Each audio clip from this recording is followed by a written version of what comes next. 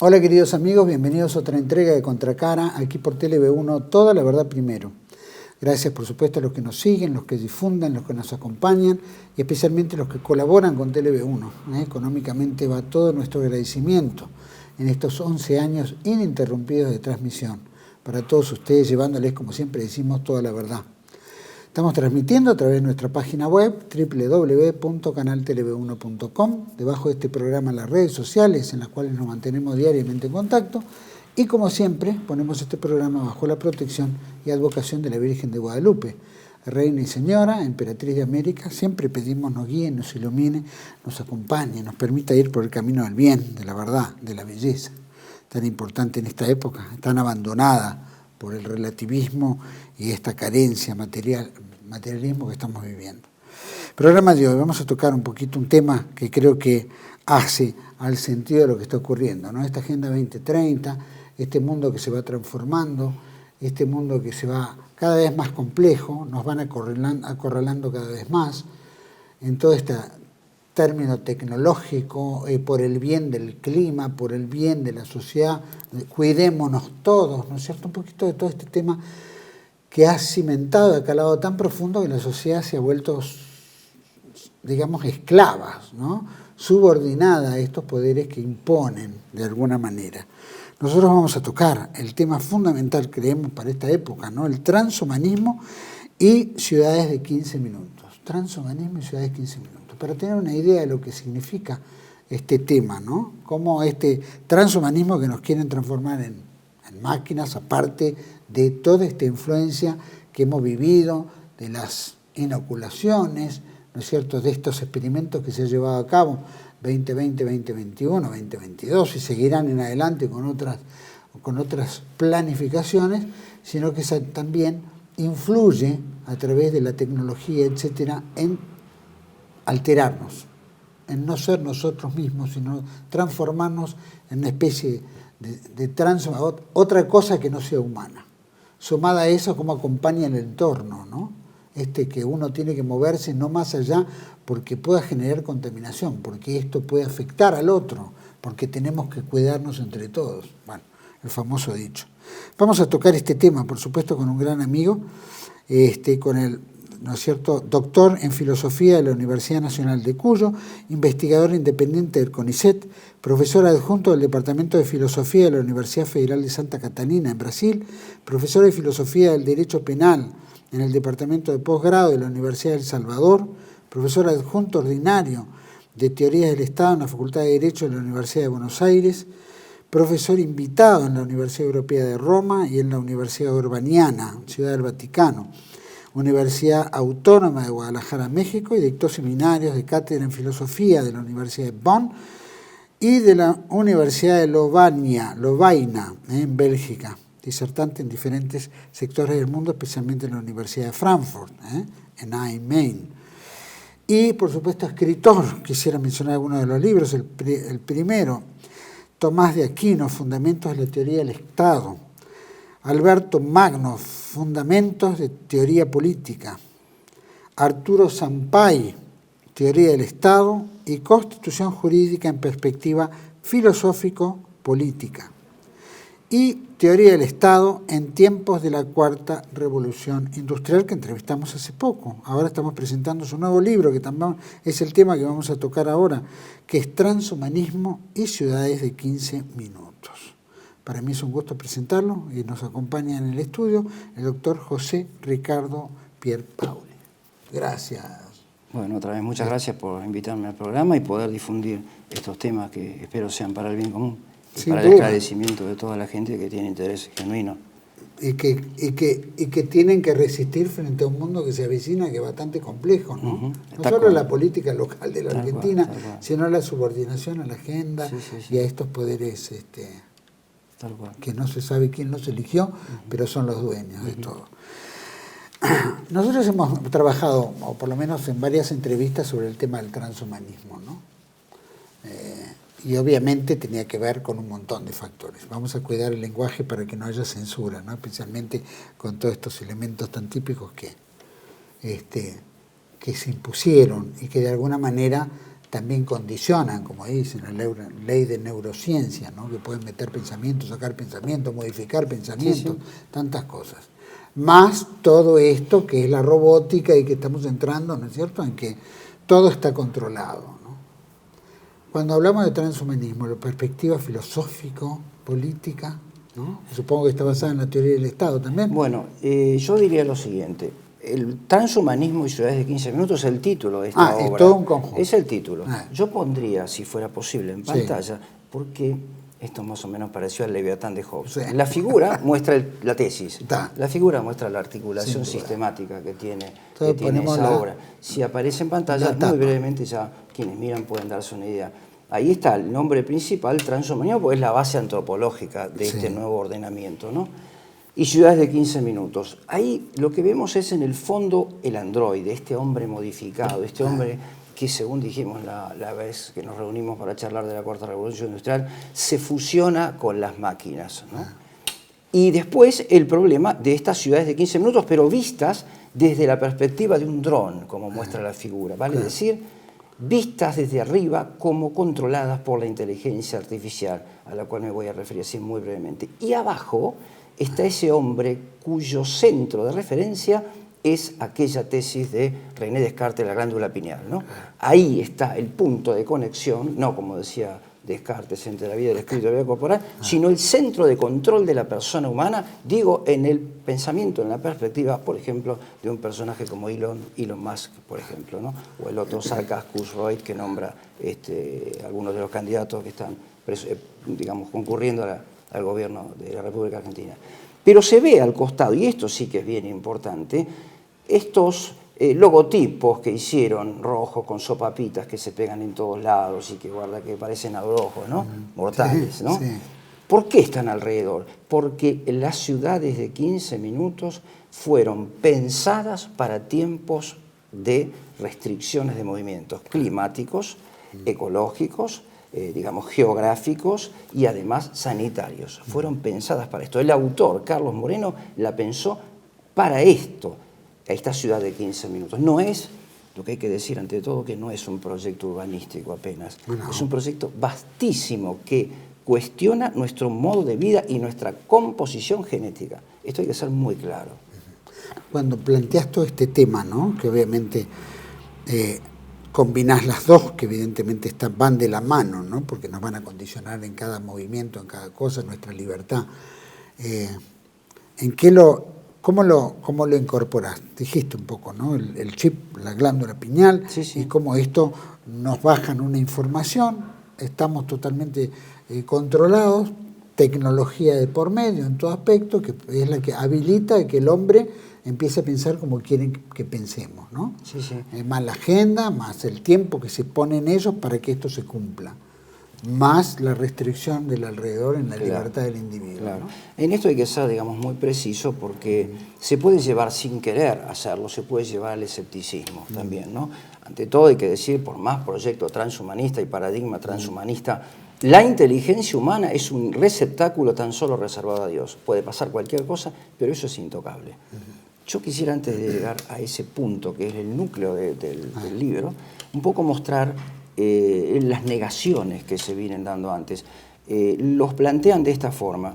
Nosotros hemos vivido, hasta la primera mitad del siglo XIII, el tiempo de los grandes imperios, ¿no? El imperio romano-germánico y su disolución en los estados feudales, que a partir de la segunda mitad del siglo XIII dan origen filosófico y además político al nacimiento del Estado moderno. Ese Estado moderno que conocimos hasta el siglo XX pretende ser ahora sustituido en dos direcciones. En una, hacia el Estado mundial, la instauración de un Estado mundial. Pero en la otra, el Estado-nación va a ser sustituido por las ciudades de 15 minutos. Esto se va mostrando ya claramente que no estamos hablando de un proyecto que nos va a ahorrar tiempo, que nos va a impedir respirar el smog. No es tan simple ni tan sencillo mostrar este guión narrativo que tienen ellos, ¿no? El señor Carlos Moreno, que cada vez, yo sé de paso, que le preguntan sobre esto y se le presentan objeciones frente al modelo, Él se limita a denostar, a decir que son unos locos, paranoicos, que están soñando, pero no aborda las objeciones que se le hacen, ¿no? Entonces él sigue adelante con el proyecto. Digo, las ciudades de 15 minutos reemplazan al Estado-Nación para subordinarse como entidades más chicas al Estado mundial. Es muy importante en esto tener en cuenta ese preanuncio enorme que hace Nietzsche cuando dice que el siglo XX es el fin de la democracia liberal, es el fin de la democracia, es la instauración de un gobierno mundial, con una Europa unificada. Y justamente el nuevo orden mundial viene de Europa. El fin de la democracia, el fin del Estado y, en lo que toca a mi propio interés de investigación, también el fin de la teoría del Estado y de la ciencia política. Vale decir, la ciencia de las cosas políticas, del ordenamiento político, es la ciencia de la prudencia, del recto obrar político, ¿no? Pero esto va a ser reemplazado ahora, en el caso que ahora nos ocupa, por la digitalización del gobierno. Vale decir, lo han dicho algunos candidatos, especialmente de los dos que quedan, todavía en la contienda, que se trata de digitalizar el Estado, lo ha dicho Bukele con todas las letras en El Salvador, digitalizar el Estado. En la Edad Media eso tiene un nombre, el ars mecánica, ¿no? Es una construcción mecánica como la de un reloj de aquellos de pared que venían con el carrillón. Bueno, sí. Exactamente. El Estado pretende ser manejado de esa forma, pero por una inteligencia única que lo gobierna. Bueno, en ese contexto, las ciudades de 15 minutos son como el espacio de realización del proyecto de la Cuarta Revolución Industrial.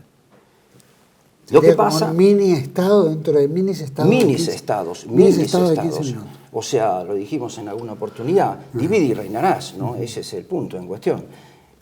Lo que ocurre es con estas ciudades de 15 minutos es que de alguna manera copian el modelo atomista de Epicuro, los átomos que están suspendidos y que dependen de una razón tecnológica, de una razón de dominio, de una ratio dominandi, ¿no es cierto?, que les da sentido. En algún sentido, la tesis platónica de la reducción a lo uno es inalterable, aún en las tiranías también es así, ¿no? Pero quiero decir que es el espacio de realización de ese proyecto. Nosotros hemos visto en los últimos años, por lo menos, que corría riesgo el Estado-Nación, compuesto en sí. Inclusive, obviamente, los países influyentes, en nuestro caso Inglaterra, Estados Unidos y tantos otros, planteaban, ¿no es cierto?, una forma era balcanizar, que era reconocer pequeños grupos, el caso de los aborígenes, darle entidad y después capaz que ir seduciendo a provincias para separarse del Estado, crear un nuevo Estado, en fin, ya venía como un poco manejado en esto. De hecho, los grupos aborígenes empezaron a tomar una relevancia tal que ya hasta ponían su peaje, su lugar, y bueno, de hecho lo estamos viendo en Argentina, que se avala inclusive hasta las propias líneas, llamamos policíacas o de seguridad, los custodian, cobran peaje en la ruta, se adueñan de un parque nacional, en fin. ¿Eso qué fue? ¿Una especie de antesala a después ir aceptando esto otro? Sí, claro, claramente. Lo que yo hice aquí es tratar de sistematizar algunos rasgos esenciales de las ciudades de 15 minutos. Insisto, para que se vea que no se trata de un modelo apenas urbanístico, sino urbanístico espiritual, de transformación de la persona humana en su integralidad. El primero, y la pregunta anterior tenía que ver con el modelo transhumanista, consiste en el proceso de, digamos, hibridación de la persona humana. Ahí sostengo la idea, desarrollo la tesis, que por supuesto queda abierta a mejor parecer, mejor opinión, de que cada uno de esos procesos de hibridación corresponde con un nivel de globalización. Vale decir, cuando buscamos la hibridación genética de la persona humana, estamos ya subordinándolo a una inteligencia única, la inteligencia artificial, pero, digamos, al costo del desarraigo del lugar de nacimiento. Es como que quedamos suspendidos en el éter, ¿no? Dependiendo de una razón tecnológica que pretende pensar por nosotros, pretende modificar todas las dimensiones de la persona humana. Ese es el primer desarraigo. El segundo, el primer nivel de hibridación, que corresponde al nivel de globalización de la persona humana. Es más importante depender de la inteligencia artificial que ser santiagueño, tucumano o argentino, digamos, ¿no?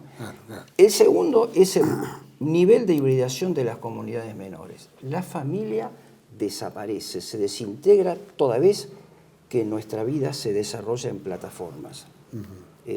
Hablamos la vez pasada de que una de las características de la cuarta revolución industrial consiste en realizar la vida en plataformas. Sí, pero esto trae como consecuencia que mis allegados comienzan a ser personas que no están cerca, están en no lugares, digamos, ¿no? Claro. No el vecino, no el que está viviendo al lado desde que hemos nacido y que nos conocemos, sino en la China, o noviazgos a distancia, en Suiza, en Estados Unidos, en Canadá.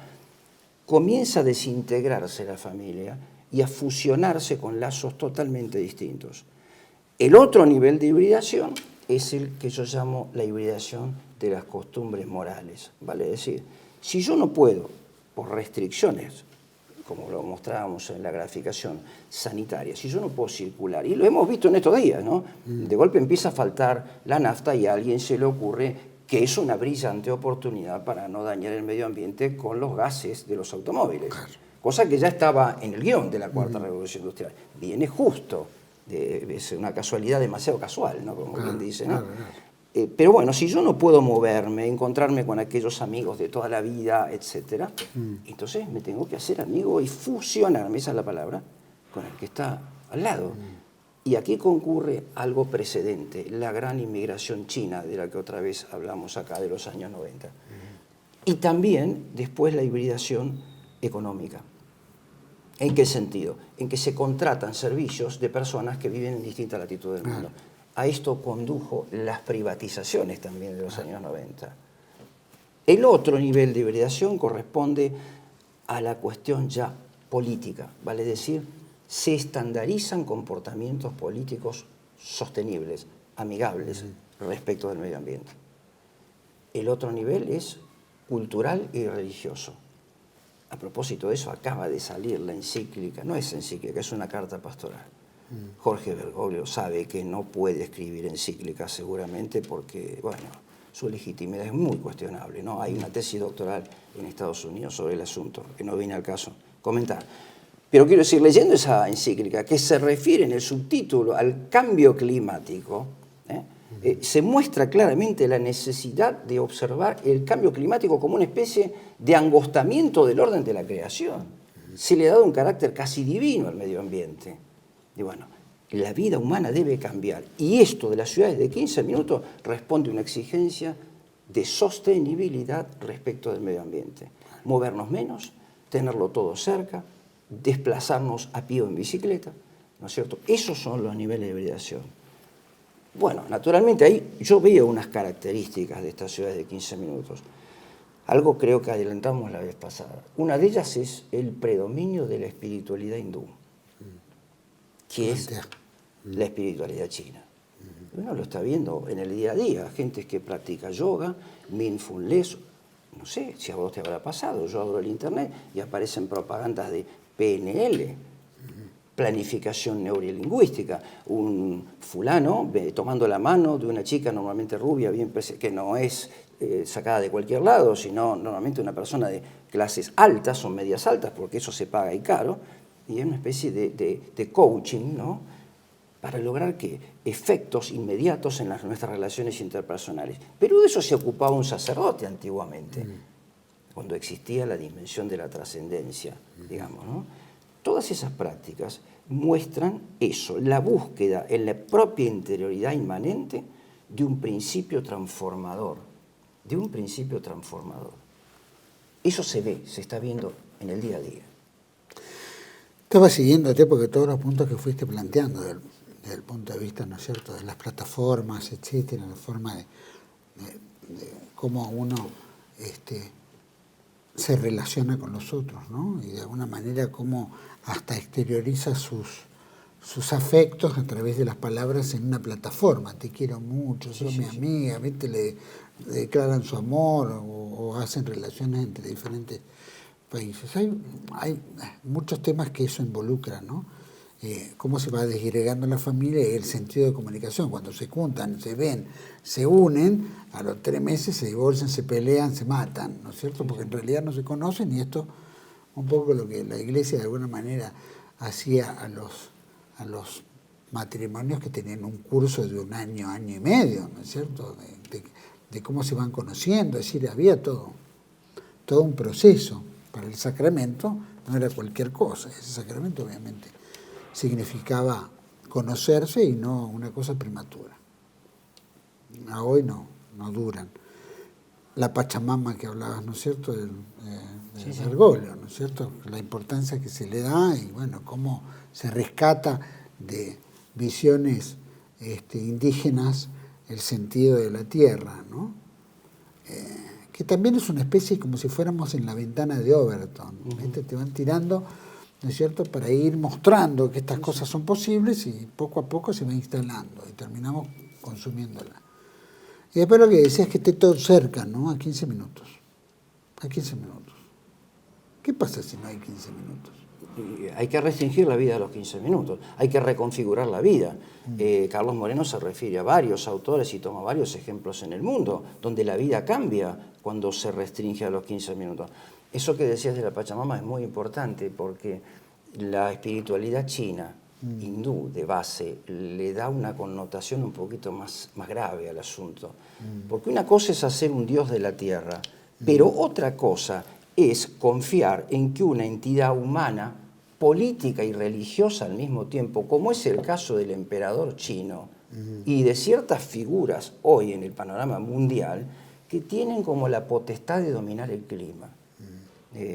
Solo una sugerencia, Cecilia Suster-Sig ha hecho una investigación acerca de la operación de geoingeniería sobre el medio ambiente, que debería conocer Bergoglio para darse cuenta de que esto no es tan dramático como él lo pinta. Esto también está planificado y pautado rigurosamente. Digo, confiar en que el emperador va a señalar los periodos de fertilidad, digamos, ¿no? Cuándo hay que cosechar, si va a haber lluvias o no. Él puede interceder. Y esto es lo que estamos viendo ahora, tal cual, ¿no? Esto no es el I Ching, que ya está estipulado, ¿viste? No, claro. Esto es algo que deriva de esas convicciones. Y después la otra nota característica justamente de esta chinificación de la cultura es un poco ese cambio que se ha hecho en el comportamiento humano, vale decir, lo que yo decía, la hibridación. Este señor Moreno, fíjate cómo aparece el rasgo de la pretensión de dominación. Ha reemplazado o propone reemplazar la ética filosófica, cuyo objeto es la conducta moral, por lo que se llama la etología. En griego esta palabra, descomponiéndola, es la descripción, ponele, científica, por el logos, del comportamiento, pero con fines de redireccionarlo. En cuanto a que la ética es una disciplina, es una ciencia práctica que abarca la totalidad del hombre en cuanto a moralidad, ¿no es cierto? Ahora se pretende un estudio fenomenológico para que tenga su lugar la llamada ingeniería social, ¿no es cierto? Esto, el cambio de la ética por esta etología, es otro de los grandes rasgos. El otro que me parece importante es concebir la ciudad de 15 minutos como un Tao, la noción del Tao de la comunidad política. Es importantísimo porque el Tao chino se mueve conforme al yin-yang. Y allí hay alternancias, no oposiciones. No hay un bien y un mal. No es hacer el bien y evitar el mal, como dice nuestro primer principio, la regla de oro de la moral, sino que lo que hoy es bueno, mañana es malo. Es un indiferentismo moral, ¿no? Eso, el cambio de paradigma moral dentro de la concepción esta del Tao de la comunidad política. Bueno, después que eso, el próximo rasgo es que se le da al comportamiento, como decía recién, una estandarización.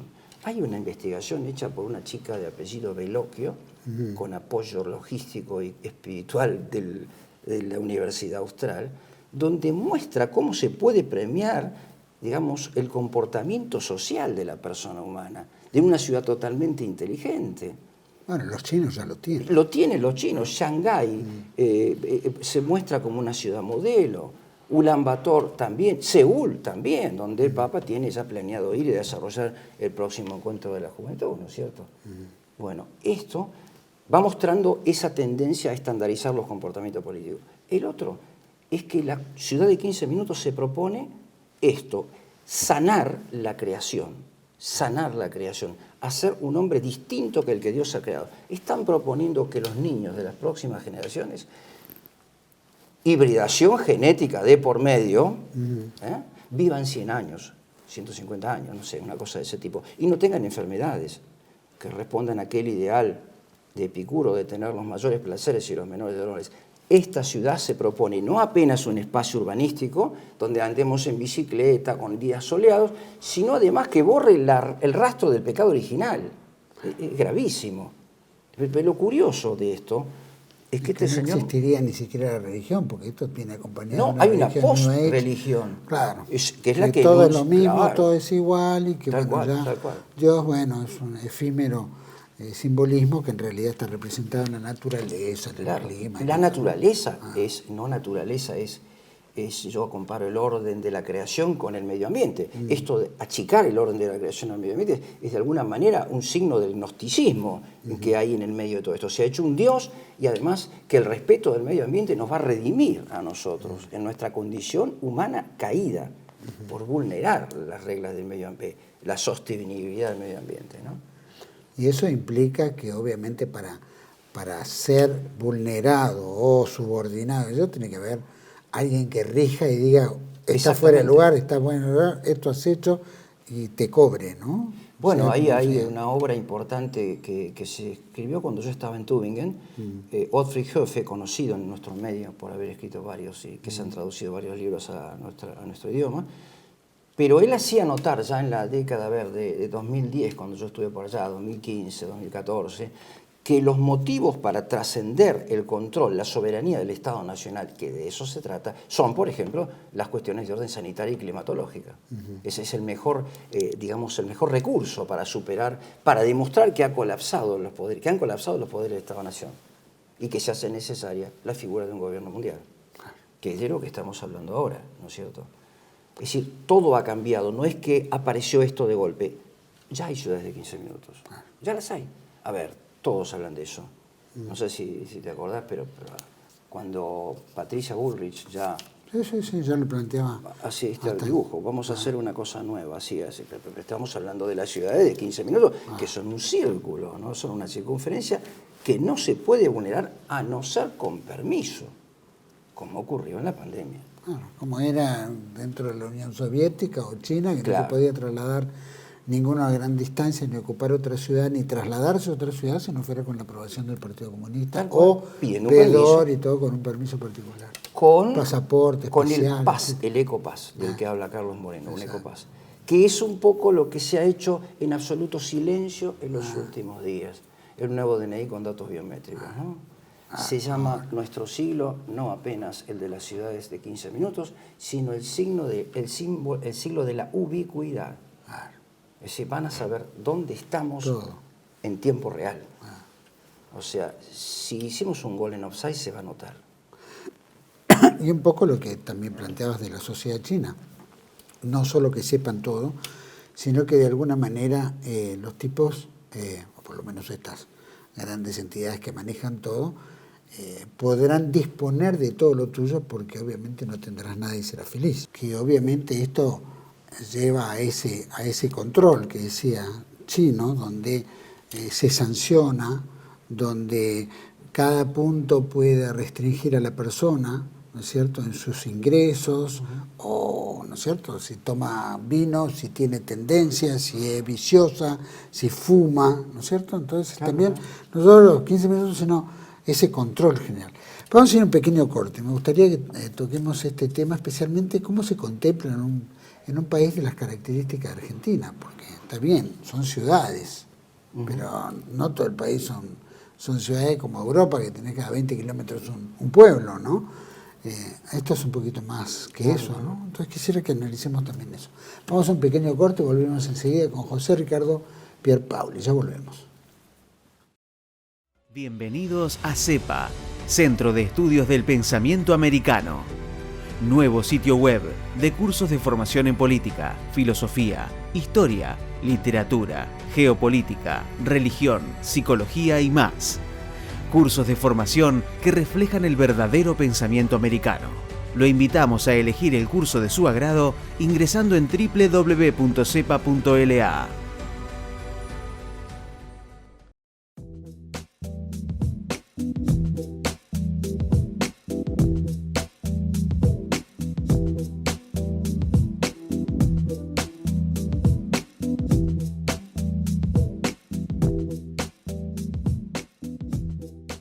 Decir siempre la verdad primero tiene un precio. Dependemos de tu ayuda. TLB1, toda la verdad primero.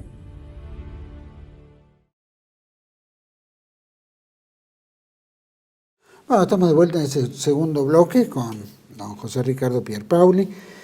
Y había quedado en el bloque anterior un poquito, ¿no es cierto?, que no tendrá nada, será feliz de esta restricción tipo China, donde, ¿no es cierto?, nada es nuestro, pero al mismo tiempo tenemos un país con una extensión brutal, ¿no es cierto?, donde el no tendrá nada, no sé cómo radica en la gente del campo, ¿no es cierto?, en lo que vivimos nosotros, y particularmente también en el tema de ciudades 15 minutos, que son 15 minutos en la Argentina. Claro.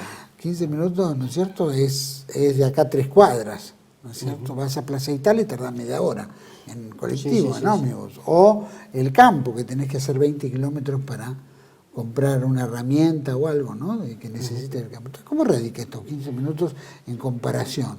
Acá el problema radica fundamentalmente en tratar de identificar cuáles son las tendencias precedentes que constituyen esta nueva forma mentis. Por ejemplo, el factor económico aparece como un elemento de punta en este análisis. A ver, lograr, por ejemplo, una redistribución de las riquezas.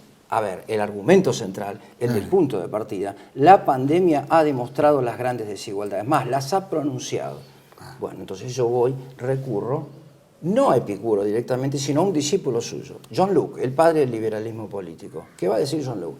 Los hombres en el estado de naturaleza son todos hijos de Dios y tienen todos el derecho de apropiación ilimitada.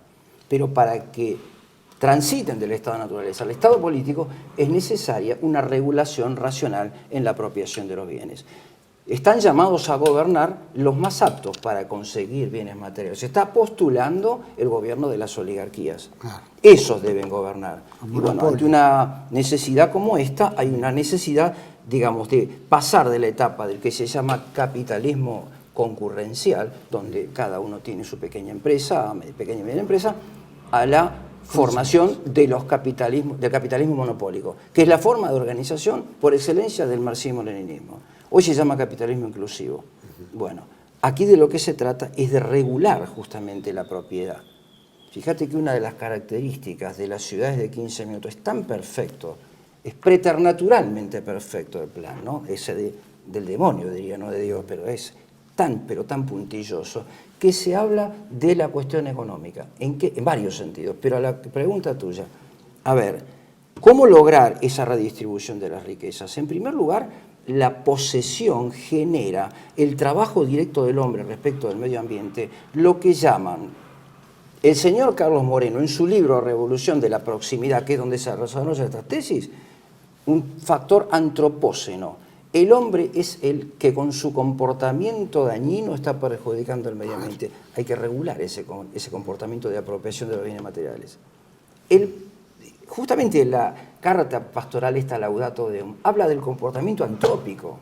También el hombre se ha excedido en su manejo de los bienes materiales, el cultivo de la tierra. Hay que regular eso también. Por eso que la ciudad de los 15 minutos también son ciudades rurales, son los pueblos rurales, que se los llama de 30 minutos también, que se les dará una mayor o menor amplitud, pero el fin es regular el comportamiento para que el hombre no dañe con sus conductas el medio ambiente y tampoco en la adquisición de las posesiones. Por eso la necesidad de controlar todo, no apenas los pensamientos, las emociones, las conductas morales, sino además la posesión. Hay pasajes que son espeluznantes, ¿no?, donde Moreno dice, disparate, ¿no?, pero vale la pena citarlo casi tal cual. Donde hay automóviles no hay sociabilidad. Genial la frase, ¿no? Donde hay automóviles no hay sociabilidad. Entonces con una bicicleta se supone que yo puedo ir conversando con el que va pedaleando al lado mío.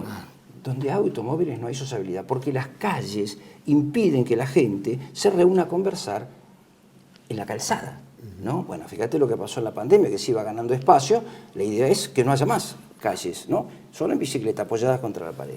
Eso quiere decir, bueno, nosotros lo estamos viendo en el microcentro porteño, sí, ¿no? tal cual.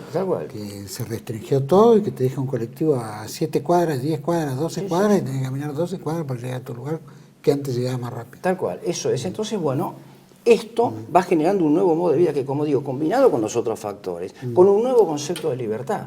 Las ciudades de 15 minutos restringe por completo el concepto de libertad griega, eleuteria griega, en todas sus dimensiones. En el movimiento, fíjate, se habla del cronotopía. El tiempo respecto del lugar. Yo, para venir acá, demoré 1 hora, entonces mejor hacerlo por teléfono, desde mi casa, o que el estudio estuviese donde yo vivo. Cronotopía, topofilia, amor al lugar donde yo estoy, no me puedo mover de casa. Y después eso se fusiona en lo que se llama cronourbanismo, ¿vale? Es decir, un nuevo proyecto que privilegie el tiempo, que privilegie el ahorro de tiempo.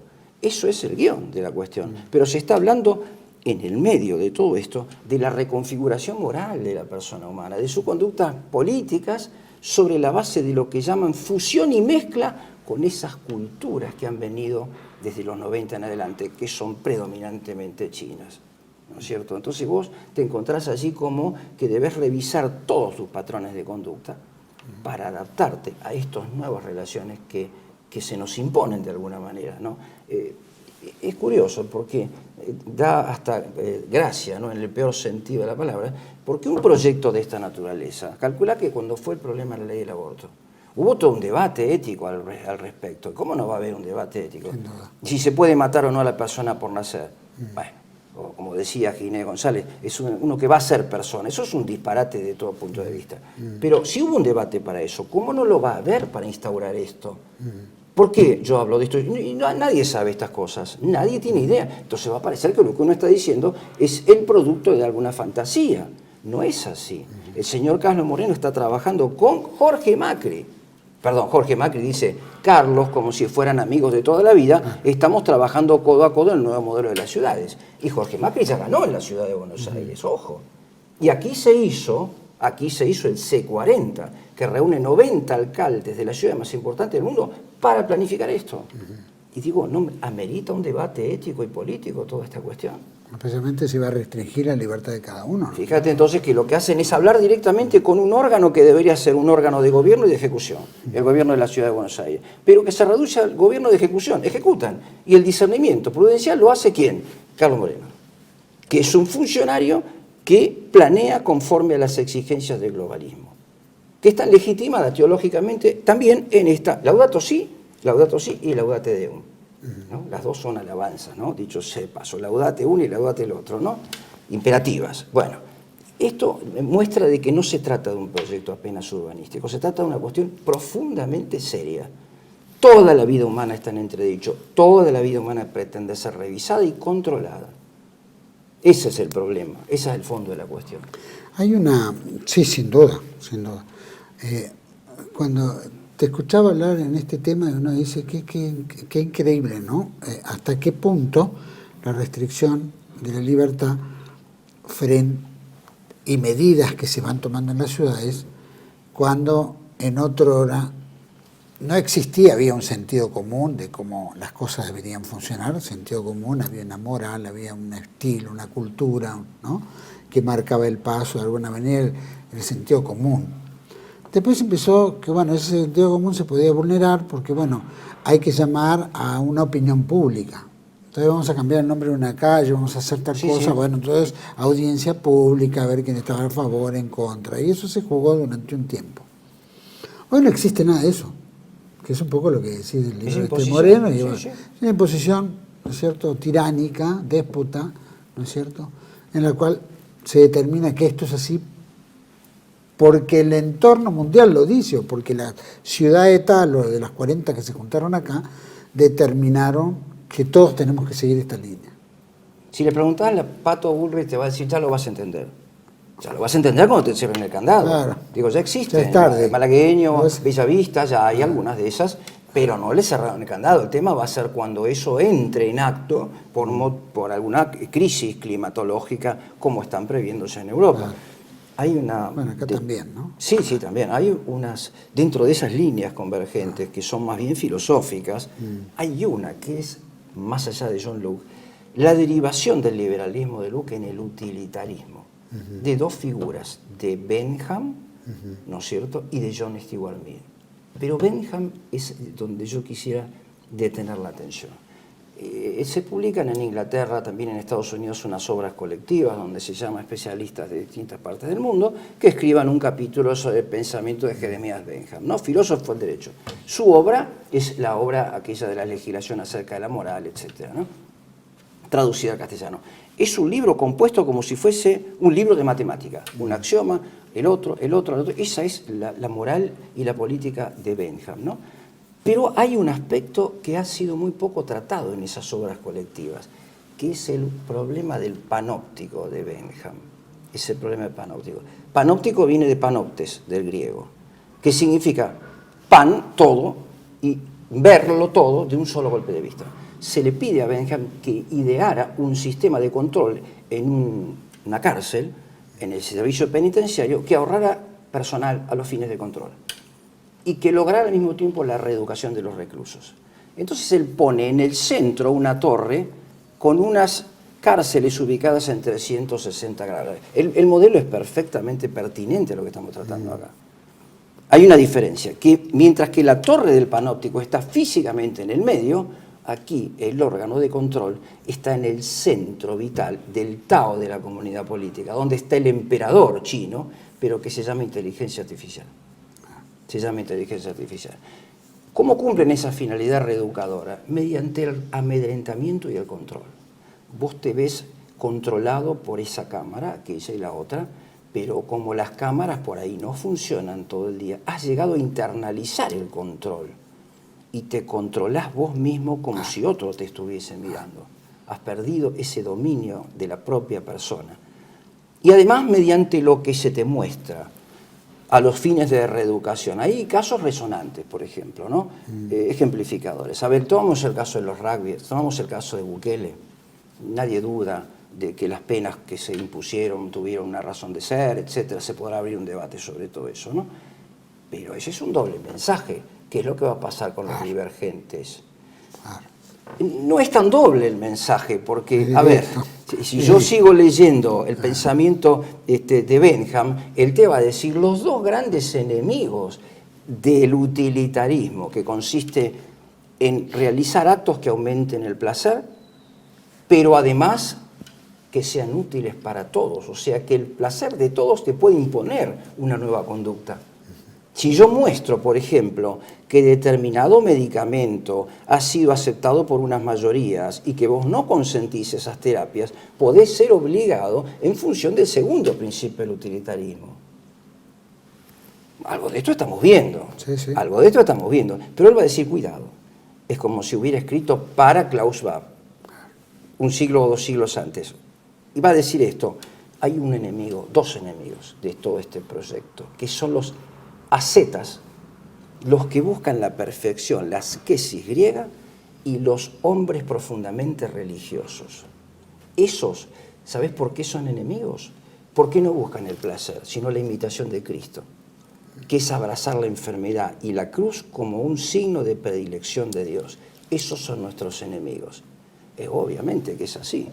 Obviamente. Bueno, por eso dentro de la neurociencia que se va planteando en Chile, en otros lugares, de dar preponderancia, que pueden colocarte pensamientos, que se ataca directamente a todo el fin espiritual, religioso del individuo. Claro, porque vulnerando esa parte, el individuo se vuelve esclavo. Claro, e incluso dominado. Aquellas personas que prediquen, por ejemplo, acerca de una vida de castigos en el más allá, son, como ya decía Marsilio de Padua, ya en la Edad Media Baja, cuando hablaba del principio, comienzo del Estado moderno, gente que intranquiliza, que quita la tranquilidad, que trae dolor y no placer. ¿Qué me viene a hablar de infierno y del purgatorio?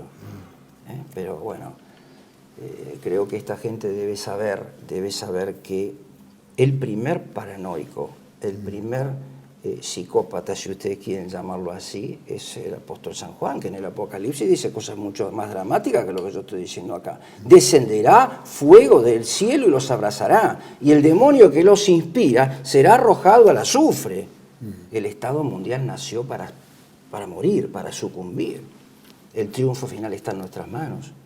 Yo podría hablar 3 horas acá sobre esto, sobre el Club Bilderberg, sobre todos estos personajes que idearon estas cosas, con una mente francamente diabólica, pero ante todo rescatar la esperanza.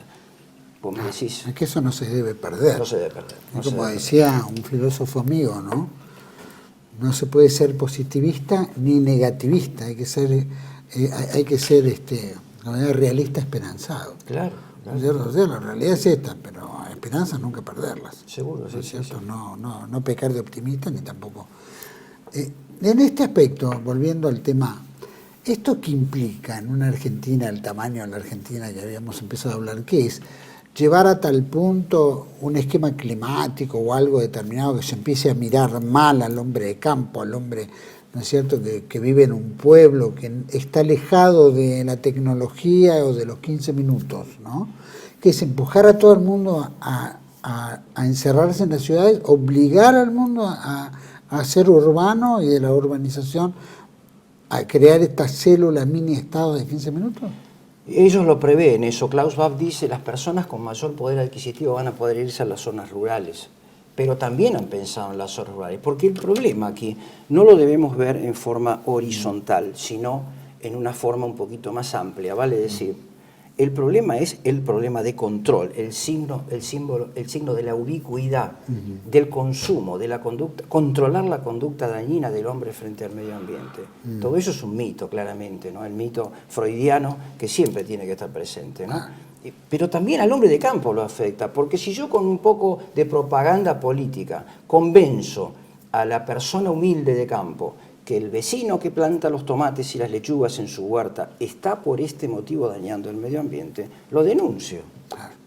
Lo denuncio como quien denuncia el maltrato a la mujer o al hijo.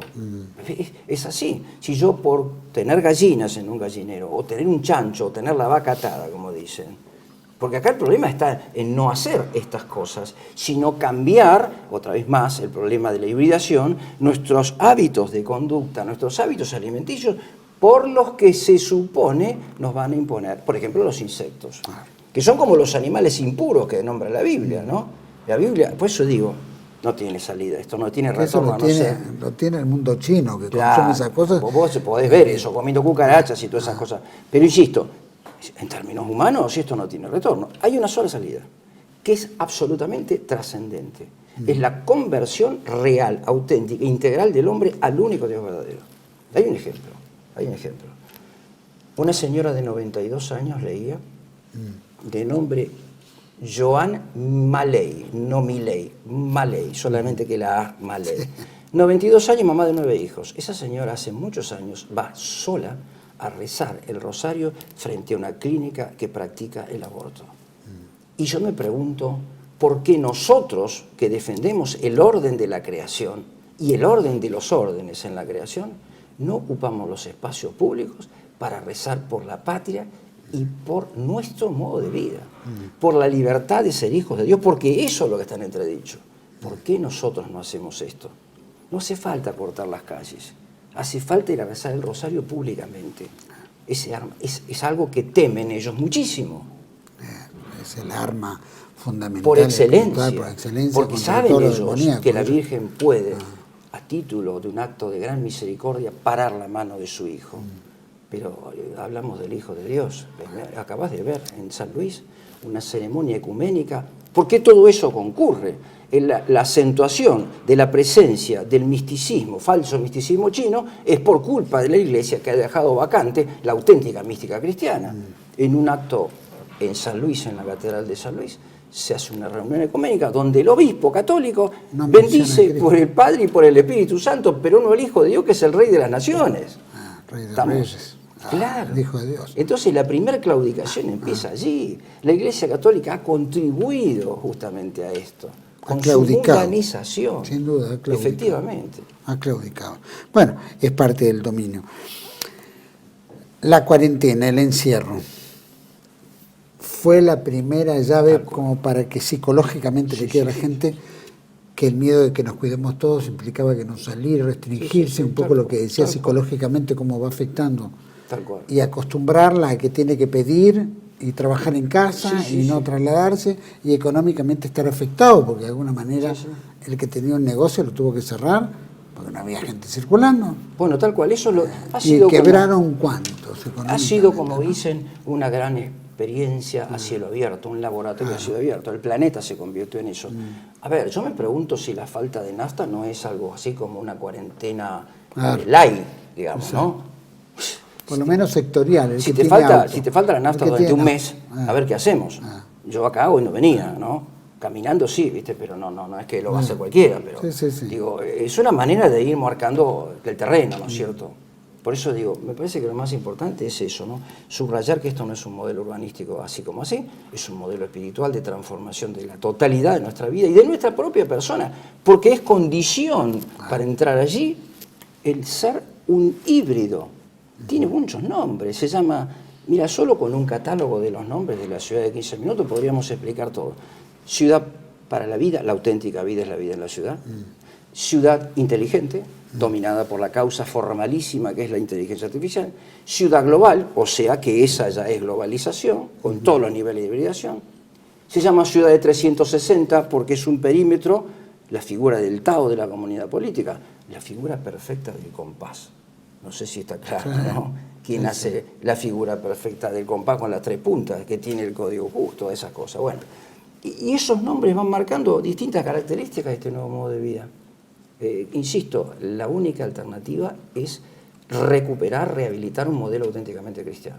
En un momento crucial donde quien funge como la autoridad máxima de la Iglesia se sienta en la mesa chica del globalismo. Sin ninguna duda, les está confiriendo, y lo confirma con esta Laudate Deum, el argumento teológico que estos señores no tenían. Este es el grave problema, ¿no? Ahí vemos también hasta la propia masonería, creo que fue una de las más elogiosas ¿no es cierto?, de varias de las encíclicas. Sí. Cuando se dice, por ejemplo, vos fíjate que dicen, pareciera como que, insisto, sacado de otro lado el argumento. ¿Cuál es el principio de rehabilitación de un orden francamente cristiano que recupere la persona humana? Porque también es eso, ¿no? Yo no quiero hacer hincapié en un humanismo vacío, ¿no? Un humanismo auténticamente cristiano. Es la rehabilitación de la misa católica. Por eso tanto odio contra la misa tridentina. Porque ahí hay misterio. En la misa nueva no hay misterio porque se hechura del protestantismo. Hay asamblea, hay reuniones de este tipo.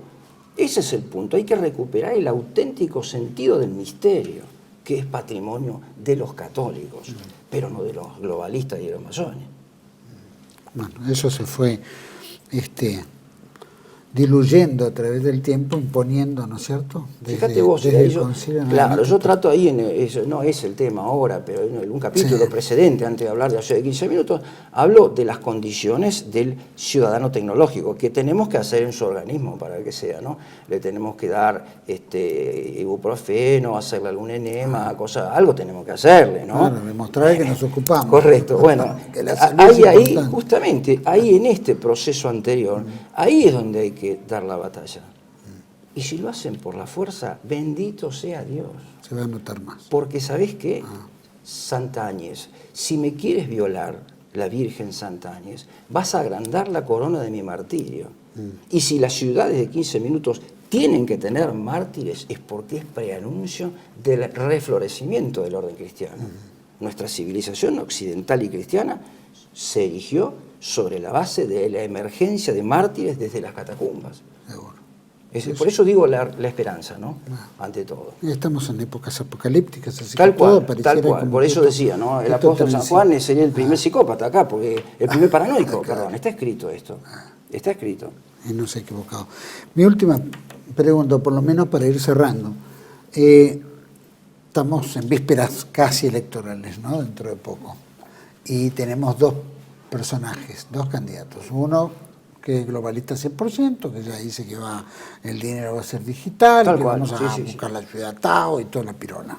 Que ya conocemos que esto va a venir de la mano de todo ese liberalismo que representa Massa, atado a toda esta globalización. Pero por el otro lado tenemos a Milei. Y el caso de Milei reivindica la libertad, ¿no? Frente a un mundo que se va restringiendo este tema de la libertad.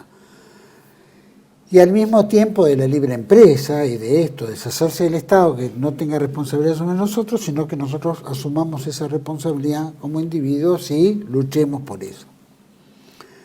Estamos en una disyuntiva, pero este también es un muchachito que viene del Foro Económico Mundial. Sí, los dos. ¿No es cierto? Los dos son, todos son de los dos. Pero uno dice, canto de sirena a una libertad, de la cual habría que ver, cuando bajen directrices importantes, cuánta atención se le presta o cuánto el público, ¿no es cierto?, le cobra, o si los dichos de Parlavicini o Don Orione serán en estos tiempos también, o tendrá que pasar más agua debajo del puente. Pero ¿cómo ves en esto la política? Porque tenemos un estilo, Massa, que representa todo lo que representa, el otro que es igual, pero tiene un canto de sirena distinto. Mira, yo te diría que uno tiene la capacidad operativa y el manejo como para hacerlo. El otro tiene la intención, pero no maneja lo necesario para concretarlo. Creo que quién es quién se sabe bien, se ve claramente cuál es quién. Pero los dos pertenecen al mismo proyecto. Los 5 pertenecieron al mismo proyecto. Yo creo que... Inclusive los que no ganaron también. Claro, yo creo que esto es una cuestión de discernimiento estrictamente personal. Si vos me decís, vamos por el que no tiene los recursos para hacerlo. Sí, pero yo cuando subió Macri decía, esto va a significar el preludio, la propedéutica del retorno, pero con más fuerza de lo que se había ido antes. Y te diría lo siguiente, si acá aparece alguien que todo esto se le va de las manos y que el primer día tiene parada la ciudad de Buenos Aires y el país entero, 6 meses más tarde y estamos peor que antes. Por eso la solución no es política, sino teológico-política. Y en términos, digamos, espirituales sabemos que Massa es, pero este otro Milei dice que va a ser el liberador del pueblo judío, ¿no? Como que se encarna en Moisés, ¿no es cierto? Mi ley, ¿no es cierto? Su ley, como un algo mesiánico, ¿no es cierto? Bueno, que trata de inmolarse en eso. ¿Eso hay que recurrir. ¿Sigue la locura? Claro. Pero ¿cómo encaja esa locura en esta ausencia de Dios o eliminación de todo? Lo que pasa es que justamente Leo Strauss, una vez más, es un personaje de referencia porque él ha tematizado el problema del sionismo político. El sionismo político es el que espera la venida de un Mesías que reúne la condición de Mesías y de gobernante político único. Si este señor está al servicio de eso o no, parece como que lo dice, ¿no? Abiertamente, pero insisto, ¿con qué recursos lo va a hacer? A ver, ¿quién es este hombre? Insisto, esto es una cuestión de discernimiento prudencial, ¿no? ¿Qué va a hacer cada uno? Yo creo que si de esta manera tenemos que ir cerrando, yo te diría, recurriría a una expresión muy feliz de San Alberto Magno. Dios mío, concédeme la claridad en el entendimiento especulativo y en el práctico, para que alternando con la vida del espíritu y del cuerpo, le dé al César lo que es del César y de Dios lo que es Dios. Pero al César en la medida que haga lo que Dios quiere. Y si no, antes morir que condescender. Antes morir que condescender con el mal. Porque este es un ataque contra la creación. Y tienen razón Benjamin y todos los demás. Los católicos vamos a ser los primeros que nos vamos a oponer. Pero no haciendo piquetes, ¿no? Sino siguiendo el modelo de Cristo, ¿no? Claro, sí, un poquito. Sí, más espiritual, ¿no? Da ganas de romper todo, pero bueno, tratar de alguna manera también consustanciarse espiritualmente, ¿no? La oración tiene un poder impresionante. El Santo Rosario. Santo Rosario. José, te quería preguntar el libro, ¿no? No tenés todavía fecha de dónde se vende nada, ¿no? Ya está elaborándose la maquetación del libro, la impresión, y va a aparecer inmediatamente, en 30 días, una cosa de ese tipo. Bueno, cualquier cosa le decimos a toda la audiencia que nos escriba y que prontamente lo vamos a poner en la descripción. Sí. Si es que de acá... Será librería Lectio seguramente, también como dijimos la vez pasada para el libro anterior, pero bueno, básicamente eso, y hacer esto, ¿no? Será la misma librería, ¿verdad? Sí, tal cual, librería Lectio. Entonces vamos a publicar yo tengo acá después el pie para pasar el pie. Insisto, yo escucho jóvenes, chicos que dicen, bueno, pero profesor, ¿y qué hacemos? Pero ¿qué hacemos? Es una pregunta obvia. nosotros estamos tratando esto y no lo trata nadie. Somos nosotros que tenemos que hablar con nuestros vecinos, con nuestros amigos, en nuestras familias. Por favor, que entiendan esto. Escucho análisis políticos, como vos decís, de la coyuntura, y nadie se le cruza por la cabeza ver que esto depende de una instancia superior. Pero no existe esta discusión entre nosotros. No lo había cuando se trataba de la cuarta revolución industrial. Van a saber lo que es la concreción práctica, que son las ciudades de 15 minutos. No tienen idea. Y nosotros estamos en la obligación, las clases intelectuales, de llevar esclarecimiento a quienes nos rodean. Porque al final de cuentas lo que hemos aprendido, lo aprendimos con el aporte de la gente que hizo que nosotros viajáramos para estudiar, para, en fin, todas estas cosas. Totalmente. Este programa es un programa de bien común en esa medida, ¿no? Ricardo, muchísimas gracias. Bueno, gracias a vos por la invitación. Gracias por haber venido, gracias por el libro, gracias por toda esta clase que nos has dado. Muchísimas gracias. Bueno, y volviendo a todos ustedes, obviamente planteó algo muy importante, esto de dar la palabra, dar a conocer, ¿viste? Despertar a otros, ¿viste? Ponerlos en auto de lo que se viene, de lo que nos van ocultando, de todo esto que no lo estamos viendo, que nos van distrayendo entre medio, bueno, y entre la oración y todo esto es lo que se llamaba originalmente el apostolado. Nosotros lo que tenemos que hacer es apostolado, dar testimonio. Y el testimonio se da cuando uno conoce. El conocimiento justamente es tener la responsabilidad de poder transmitirlo a otros. Porque entendemos que hay un daño, hay un trasfondo, se está escondiendo, nos venden una cosa, pero es otra, ¿no es cierto? Entonces justamente nuestra responsabilidad, como católico, como cristiano, como hombre, como patriota, como argentino, como hispanoamericano, es hacer conocer esto. Y hacer conocer para que otros despierten y comenten y lo hablen y se despierten y vayan hurgando y que vayan viendo el proceso, ¿no es cierto? Porque esto es un proceso que van haciendo claramente, muy inteligentemente, ¿no? Para que poder lograr llegar a cocinarnos como la rana de a poquito, que es lo que van haciendo. Si fuera una reacción rápida, obviamente nos daríamos cuenta, pero como todo esto lo van armando a través del tiempo y tienen su lapso, eso ya marcaron, 20, 30, en 10 años. En 10 años van a tratar de hacer todo lo posible. Si no llegan a en 10 años, pues los tirarán un poco más. Pero entre medio ya habrán logrado un gran porcentual de sus objetivos. Donde nosotros tenemos que empezar a ver los nuestros, cómo resistimos ante eso. Y resistir es a través de hacer saber, resistir es a través de poner el pecho, resistir es a través de poner la oración, resistir es, ¿viste?, contra ese mal, que es el que está gobernando el mundo y que quiere el control absoluto y ser Dios. Porque ahí está el poder demoníaco, ¿no? Reemplazarlo a Dios, eliminar a Dios, hacer creer que Dios no existe. Y el no existir es tomar posesión sobre Él y dominarnos en todo aspecto, hasta el grado de eliminarnos. No solo hacer que eliminemos al más inocente a través del aborto, que es lo que ha logrado a través de las leyes, y el hacer creer el empoderamiento de la mujer que ella puede decidir sobre su cuerpo, sino que no solo eliminar al más inocente de todos, sino que nos eliminemos nosotros mismos para hacerles el camino llano a ellos. Porque el objetivo es la eliminación de la población. El control total y que seamos pocos para mayor control y mayor riqueza de ellos. Eso es un tema netamente satánico. Y la oración es lo que contrarresta eso. Agradecemos a Ricardo Pierpaoli de haber venido, agradecemos a todos ustedes que nos hayan seguido, los esperamos en otra entrega de Contracara, aquí por TLB1, toda la verdad primero.